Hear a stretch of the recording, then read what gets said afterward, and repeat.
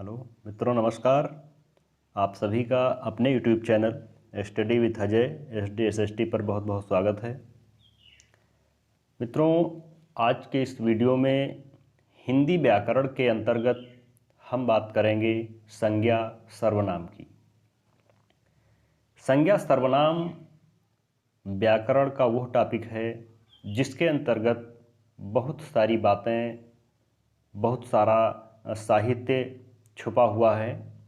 आज हम सब लोग उसी के विषय में पढ़ेंगे कि आखिर संज्ञा किसे कहते हैं, सर्वनाम किन शब्दों के स्थान पर प्रयोग किए जाते हैं, सर्वनाम में प्रयोग किए जाने वाले कौन कौन से शब्द होते हैं, इन सब के विषय में हम डिस्कस करेंगे।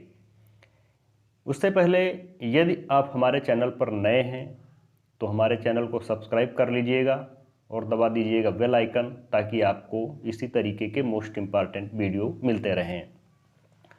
तो हम बात करेंगे संज्ञा की कि आखिर संज्ञा क्या है, संज्ञा किसे कहते हैं।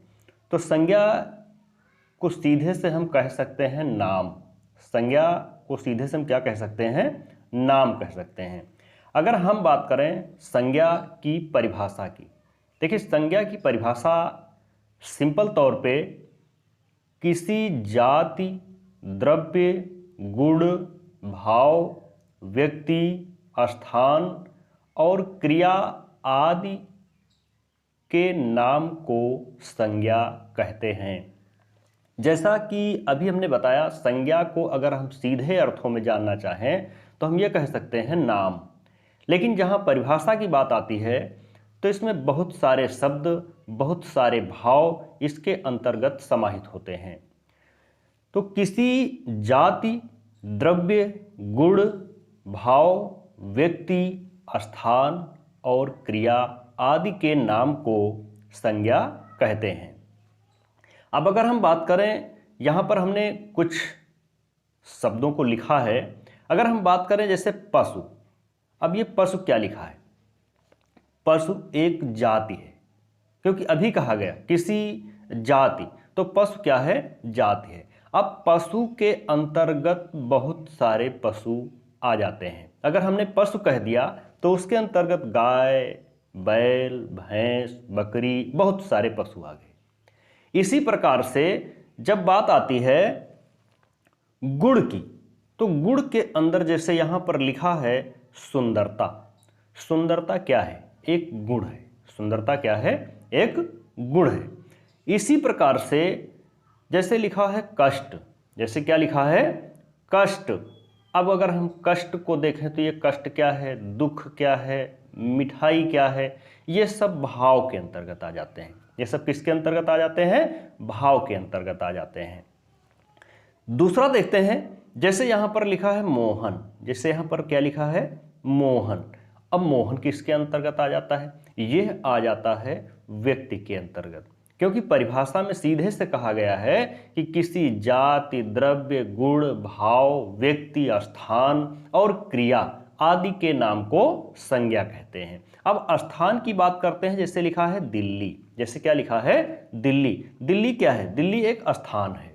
दिल्ली क्या है? स्थान है। मोहन व्यक्ति है। और फिर लिखा है लिखना। फिर क्या लिखा है? लिखना। लिखना क्या है? लिखना एक क्रिया है। लिखना क्या है? एक क्रिया है। इसको हिंदी में हम क्रिया कहते हैं, और संस्कृत में जब बात आती है तो इसको हम क्या कहते हैं? इसको हम धातु कहते हैं। जैसे लिख धातु हो गई, और हिंदी में जब इसकी तरफ बढ़ते हैं, ना जोड़ देते हैं, तो वहां पर ये क्या हो जाती है?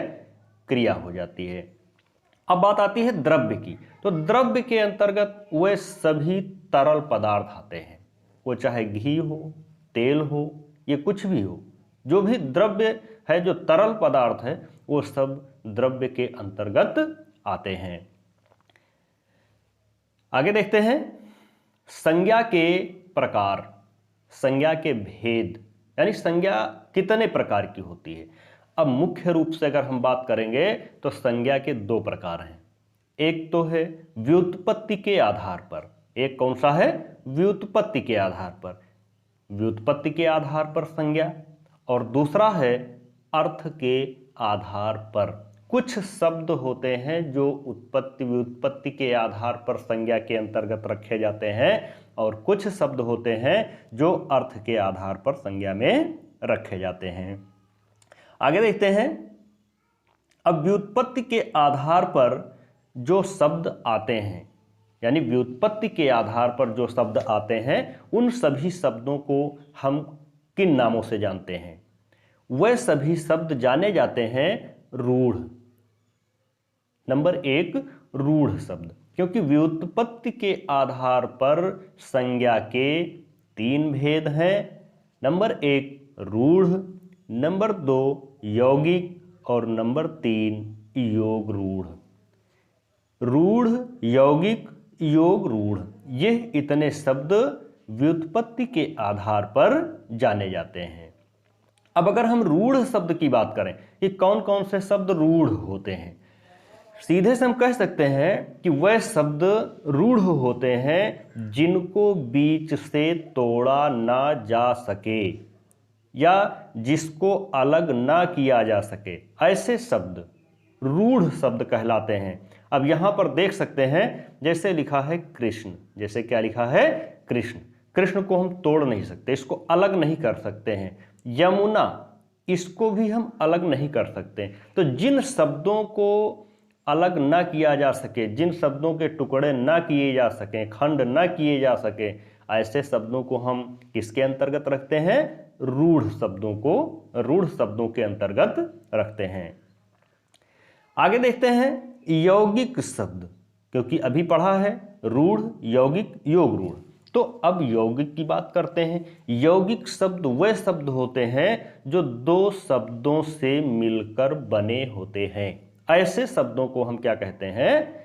यौगिक शब्द कहते हैं। अब यौगिक शब्द के अंतर्गत जैसे लिखा है पनघट, अब यहां पर 2 शब्द हैं, एक शब्द है पन और दूसरा शब्द है घट, दोनों शब्दों को मिला दिया गया तो क्या बन गया? पनघट। इसी तरीके से दूसरा शब्द है पाठशाला, यानी एक शब्द क्या है? पाठ और दूसरा शब्द क्या है? शाला। तो इन दोनों शब्दों को मिला देने से क्या बन गया? पाठशाला, पनघट। तो जो शब्द 2 शब्दों से मिलकर के बने होते हैं, ऐसे शब्दों को हम यौगिक शब्द कहते हैं। आगे देखते हैं योग रूढ़। आगे है योग रूढ़। अब योग रूढ़ की अगर हम बात करें तो योग रूढ़ में सीधे से ये कह सकते हैं कि जो शब्द बहुब्रीहि समास के अंतर्गत आते हैं, जो शब्द बहुब्रीहि समास के अंतर्गत आते हैं, जिनको हम अर्थात के अंतर्गत रख सकते हैं, ऐसे शब्दों को योग रूढ़ शब्द कहते हैं। जैसे यहां पर लिखा है जलज, जल में जन्म हुआ है जिसका, अर्थात जलज, जिसको कमल बोलते हैं, जिसको पंकज कहते हैं। तो जहां हम अर्थात की बात करते हैं, जिन शब्दों में अर्थात आ जाता है, तो ऐसे शब्दों को हम योग रूढ़ के अंतर्गत रखते हैं। और इसको हम सीधे से कह सकते हैं कि बहुब्रीहि समास के अंतर्गत आने वाले जितने भी वर्ण हैं वो सभी योग रूढ़ शब्द होते हैं। इसी तरीके से पंकज, पंके जन्मना यशसः, पंकज में यानी पंक में, कीचड़ में जन्म हुआ है जिसका, अर्थात पंकज। आगे देखते हैं अर्थ के आधार पर संज्ञा के प्रकार। अर्थ के आधार पर संज्ञा के प्रकार कितने प्रकार हैं? 5 प्रकार हैं। अर्थ के आधार पर संज्ञा के कितने प्रकार हैं? 5 प्रकार हैं। तो 5 प्रकार कौन कौन से हैं? नंबर 1 है व्यक्तिवाचक संज्ञा, क्योंकि अभी परिभाषा में हमने पढ़ा है किसी व्यक्ति, वस्तु, द्रव्य, गुण, स्थान आदि के नाम को संज्ञा कहते हैं। तो यहाँ पर संज्ञा के जो प्रकार बताए गए हैं उसमें कौन कौन से आ गए? व्यक्तिवाचक संज्ञा। दूसरा है जातिवाचक संज्ञा। दूसरा क्या है? जातिवाचक संज्ञा। अगला है द्रव्यवाचक संज्ञा। चौथा नंबर है समूहवाचक संज्ञा और 5वां नंबर है भाववाचक संज्ञा। यानी सीधे से हम ये कह सकते हैं कि संज्ञा के जो प्रकारों में अर्थ के आधार पर संज्ञा के प्रकार बताए गए हैं वो 5 प्रकार हैं। तो मित्रों, आज का वीडियो आपको कैसा लगा आप कमेंट करके ज़रूर बताइएगा, और इसके अगले वीडियो में आपसे फिर मुलाकात होगी। इन सभी विषयों पर एक एक संज्ञा के विषय में हम पूरा विधिवत विस्तृत डिस्कस करेंगे, विस्तृत पढ़ेंगे। अगले वीडियो में आपसे फिर मुलाकात होगी, तब तक के लिए जय हिंद।